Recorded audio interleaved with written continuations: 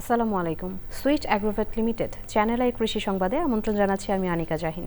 এখনকার সংবাদ আয়োজন একই সঙ্গে চ্যানেল আইয়ের ইউটিউব চ্যানেল এবং চ্যানেল আইয়ের ওটিটি প্ল্যাটফর্ম আইস্ক্রিনে লাইভ স্ট্রিম হচ্ছে।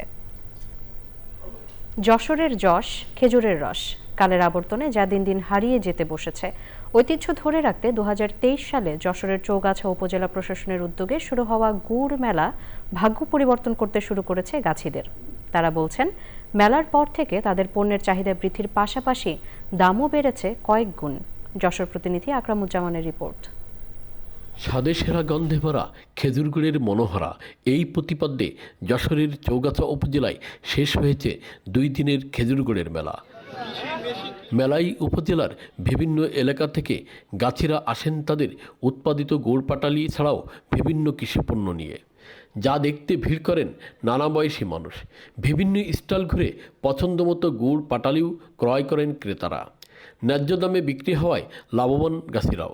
প্রতি বছর 200 কেজি 100 কেজি এরকম বিক্রি হয়। আর আমার এই গুড় মেলাটা চৌগাছার একটা ঐতিহ্য, সেই মেলাটাও এখানে হচ্ছে।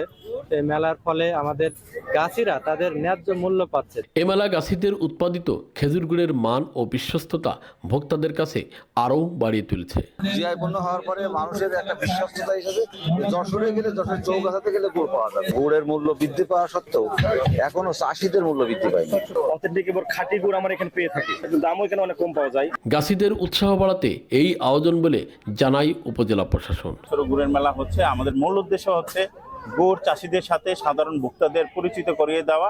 এই যে গুড় পণ্য বিক্রি করাটাই মূল উদ্দেশ্য না, গুড়ের উদ্যোক্তাদের উৎসাহ যোগানো, যে এটা একটা মৌসুমী ফসল হওয়া সত্ত্বেও তারা যাতে প্রত্যেক বছর এই কষ্টসাধ্য বিষয়টা আগ্রহ সহকারে যাতে তারা কাজ করে, সেই কারণে এই উৎসাহ দেওয়ার জন্য এই মেলার আয়োজন। মেলায় 15টি স্টলে নিজেদের তৈরি খেজুর গুড় ও পাটালি নিয়ে অংশ নেন গাছিরা। যশোর থেকে আকরামুজ্জামান, চ্যানেল আই। চাঁদপুরে এবার লক্ষ্যমাত্রার চেয়ে ভুট্টার আবাদ কম হয়েছে। কৃষক বলছেন, মানহীন বীজ ও সারের দামের বৃদ্ধির কারণে ভুট্টার আবাদ দিন দিন কমে যাচ্ছে। মোর্শেদ আলমের তথ্য, ভিডিওচিত্রে আল মুকসিদের রিপোর্ট। মানুষের খাদ্যের পাশাপাশি মাছ, হাঁস, মুরগি ও গোখাদ্য হিসেবে ভুট্টার ব্যবহার বৃদ্ধি পাওয়ায় কৃষক এ ফসল চাষে আগ্রহী হয়ে উঠেছিলেন। তবে মানহীন বীজ ও সারের দামের বৃদ্ধির কারণে ভুট্টার আবাদে আগ্রহ হারাচ্ছেন তারা। চলতি মৌসুমে চাঁদপুরে 8,098 হেক্টর জমিতে ভুট্টার আবাদের লক্ষ্যমাত্রা নির্ধারণ করা হলেও 99 হেক্টর জমিতে কম আবাদ হয়েছে। সব 2 নম্বর বীজ আমদানি করতেছে, যার কারণে কৃষক ফলন এই আগের আশানুর পাওয়া যাচ্ছে না। এক বস্তা সারের দাম আছিল, গেছে বছর আছিল 1200 টাকা বস্তা, 1300 টাকা বস্তা। এখন এই বছর 1400 টাকা চিকুন সার আনলে 1500 টাকা বস্তা ইউরিয়া। গেছে বছর 2 একর 20% ভুট্টা চাষ করছি, আশা করি এবারও 2 একর 20% করছি, কিন্তু যদি দামটা একটু ভালো থাকে তাহলে দেখা যাবে আমরা একটু লাভবান হতে পারবো আর কি। ভুট্টা চাষের পাশাপাশি ধান আবাদে কৃষকদের উৎসাহী করতে কাজ করছে কৃষি বিভাগ।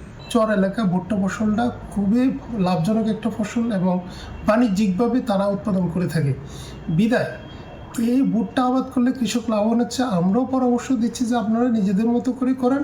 ভুট্টা চাষে লাভ কম, বাজার মূল্যের অস্থিরতা, উচ্চ উৎপাদন খরচ এবং বৈশ্বিক জলবায়ু পরিবর্তনের প্রভাবে কৃষক ভুট্টা চাষে আগ্রহ হারাচ্ছেন বলছে চাষিরা। আল মুকসিদ, চ্যানেল আই। খুলনায় মাহে রমজান উপলক্ষে স্বল্প আয়ের মানুষের পুষ্টি ঘাটতি পূরণে সুলভ মূল্যে ডিম ও দুধ বিক্রয় কার্যক্রম শুরু করেছে প্রাণী সম্পদ অধিদপ্তর। কার্যক্রমের উদ্বোধন করেন জেলা প্রশাসনের স্থানীয় সরকার দপ্তরের উপপরিচালক মোহাম্মদ আরিফুল ইসলাম। এ সময় খুলনা জেলা প্রাণী সম্পদ কর্মকর্তা ডাক্তার মোহাম্মদ শরীফুল ইসলাম সহ অন্য কর্মকর্তারা উপস্থিত ছিলেন। এ সুলভ মূল্যের বিক্রয় কেন্দ্র থেকে প্রতিজন আধা লিটার দুধ 35 টাকা এবং ডিম 1 ডজন 100 টাকা দরে ক্রয় করতে পারবেন। এই কার্যক্রম 25 রমজান পর্যন্ত চলবে। সুধী দর্শক, sweet Agrovet limited channel I কৃষি সংবাদের আজকের আয়োজন এ পর্যন্তই। পরবর্তী সংবাদ দেখার আমন্ত্রণ রইল। ধন্যবাদ সবাইকে।